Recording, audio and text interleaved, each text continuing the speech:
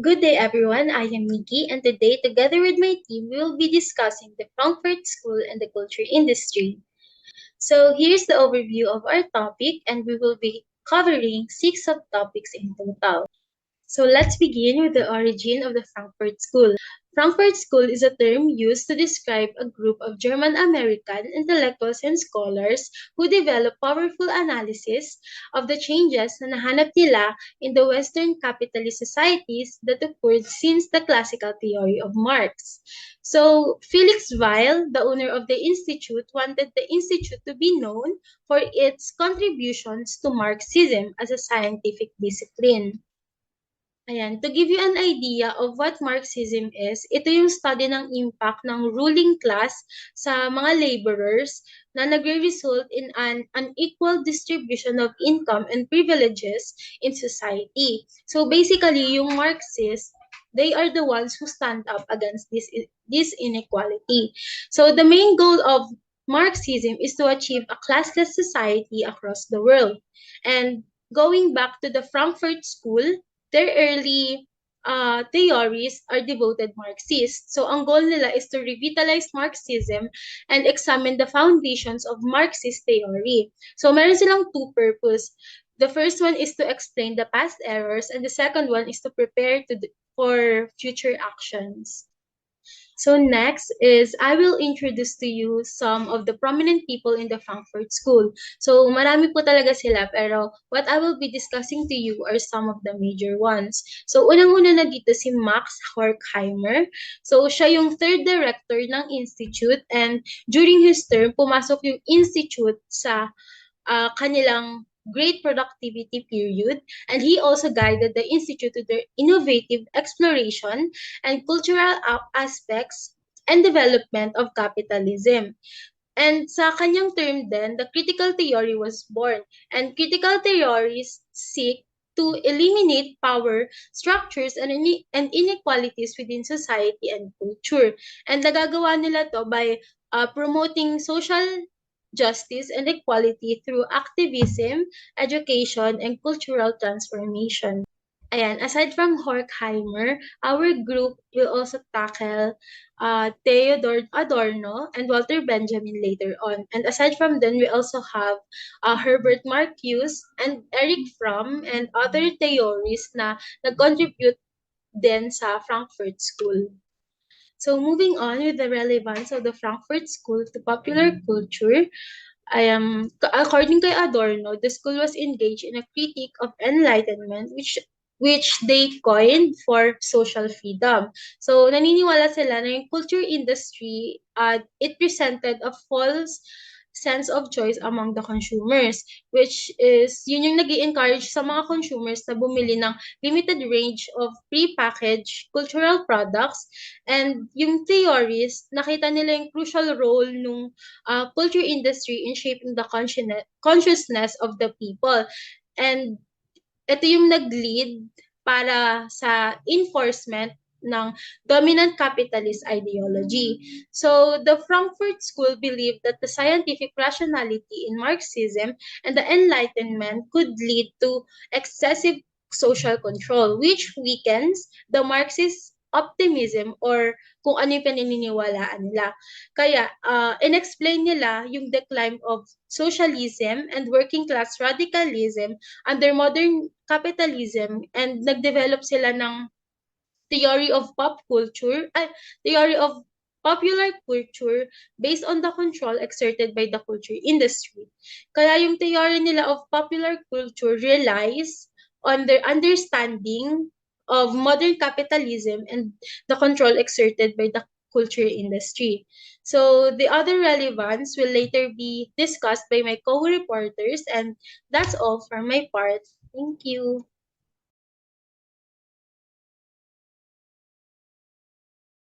As per Adorno, the real secret of success is the mere reflection of what one pays in the market for the product.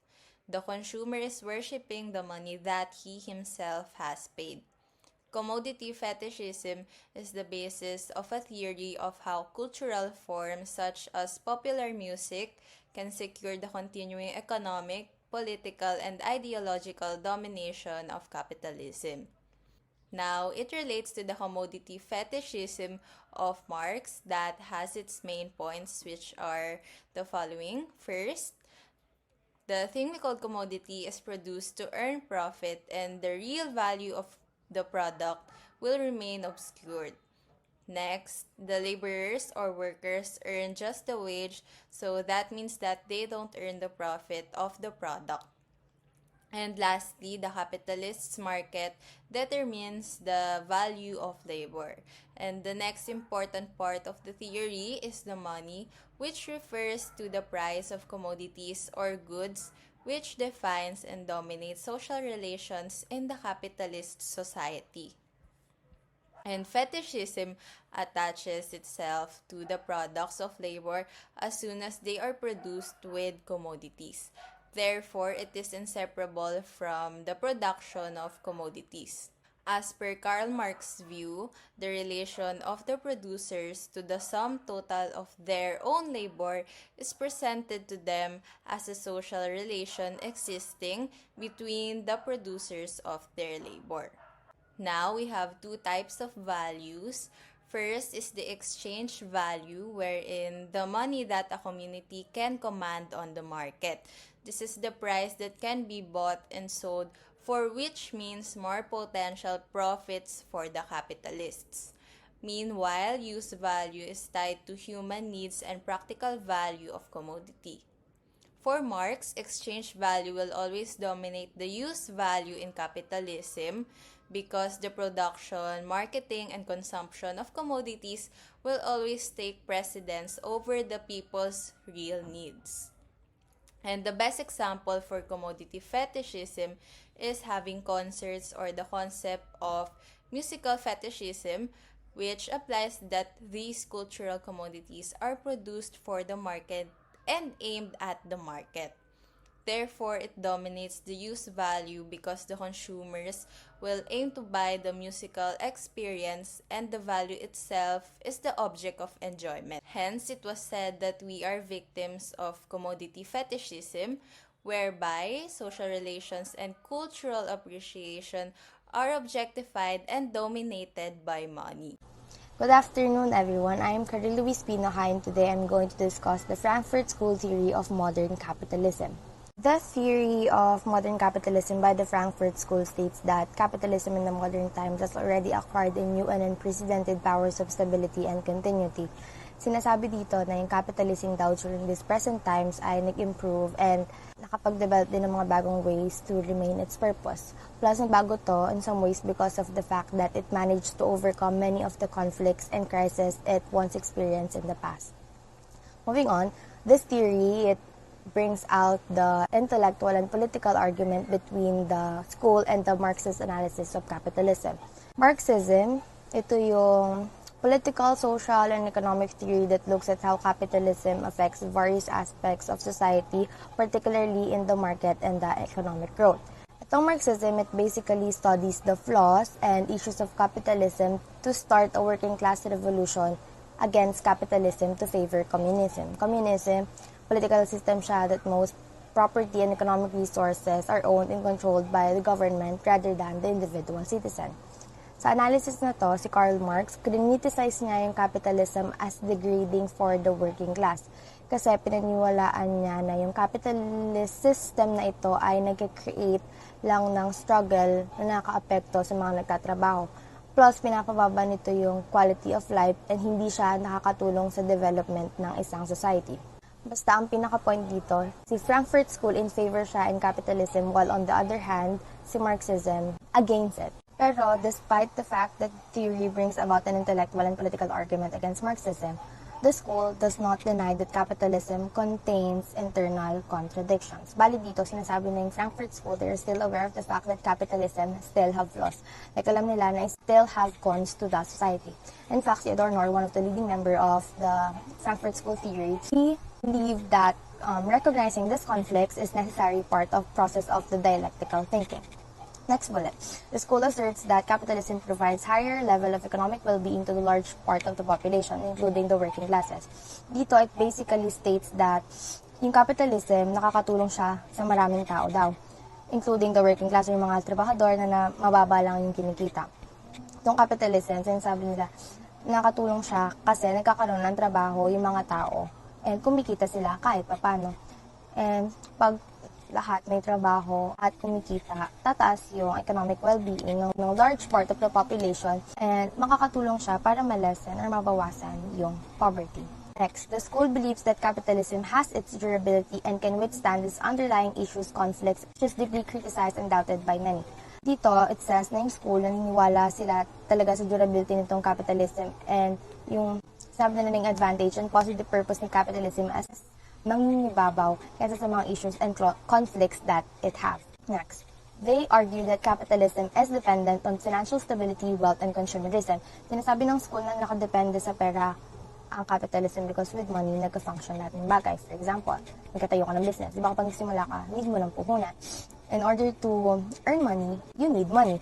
And kapag kumita ka, may pera. Yung pera na yun, pwede mo siyang magamit to buy goods and services. Tapos yung pera na binabayad mo is nagagamit din ng ibang tao to do the same thing. Umiikot lang siya. It's a cycle in our daily lives. Next bullet. The school theory argues that the capitalist productive forces and working class can produce large amounts of wealth through waste production and false made products. Sinasabi ito ng capitalist productive forces and sa mga katrabaho, nakaproduce sila ng malaking amount ng pera through waste production and false needs products. Ng false needs, it is a theory wherein it holds that societies create that keep people working distracted and complacent or self-satisfied. Usually, these false needs are abstraction that are based on actual human needs and promoted by the media. Ang example nito is iPhone. Diba? Nag-upgrade siya like halos every year and every year may nire-release sila. And every time na nag-upgrade siya, iniisip ng mga tao, nag-downgrade naman yung mga naunang release. Ang nangyayari, yung mga tao, bibili nila yung bagong labas or pag-iipunan nila yung bagong labas. Like feeling kasi ng karamihan, every time na may bago, need nilang bilhin. Parang may urge sa iba to get that because they think they need it or the society made them think they need it. And to be able to afford it, most people work hard for it. And kapag bili ng biling tao, kumikita din yung company nun. Bali, umikot lang yung pera talaga sa society. Sa ganitong process, yung mga tao, hindi nila nare-realize na na-adapt na pala nila yung system of capitalism na nakakapag-guarantee rin ng stability ng consumerism. Sabi nila, kapag yung tuloy-tuloy din ganitong cycle ng buying and selling, nag-grow yung economy and mag-increase yung production level, which is makakahelp ng mapadaming availability of job. Ayun yung point in school. The something ang central idea talaga dito is that capitalism, it revolves around the idea of pacifying and persuading the working class into accepting and embracing capitalism. Next, the central idea of the theory also relates to the relationship between the consumers and the market. It connects with the people wanting false needs instead of true needs. Nasabi lang dito na yung mga tao mas inclined and focus sila on purchasing false needs instead of their true needs. Kagaya lang na nabanggit ko kanina. Nangyari nga yun kasi society, it's like forcing us to need things that ultimately do not lead to our individual benefit. Next bullet, modern consumerism is leaning towards a system of false needs because it is a system that places them in a constant state of survival. Sinasabi dito na ang modern consumerism ay nag-lean towards a system of false needs because kapag nagpo-function itong consumerism ng mga ayos, like gaya na sinabi ko kanina, kapag nagtuloy-tuloy yung process ng buying and selling, like stable siya, nakakapagtrabaho yung mga tao, kumikita sila, and nabubuhay sila. Pero kahit na ganun nangyayari, mga true needs, it remains neglected, suppressed, and unsatisfied. Last point, the Frankfurt School sees that culture industry ensuring the creation and satisfaction of false needs while suppressing the true needs. Na-assure nga lang doon nila na yung production and satisfaction ng false needs ay magtutuloy-tuloy habang nililimitahan nila yung true needs. And this points resulted in the working class to no longer pose a threat to the stability and continuity of the capitalism. To sum it all up, itong Frankfurt School's theory of modern capitalism nag-revolve siya around the fact na yung capitalism in this modern period has already acquired an unprecedented stability, durability, and continuity due to the factors that was mentioned earlier. That's all. Thank you.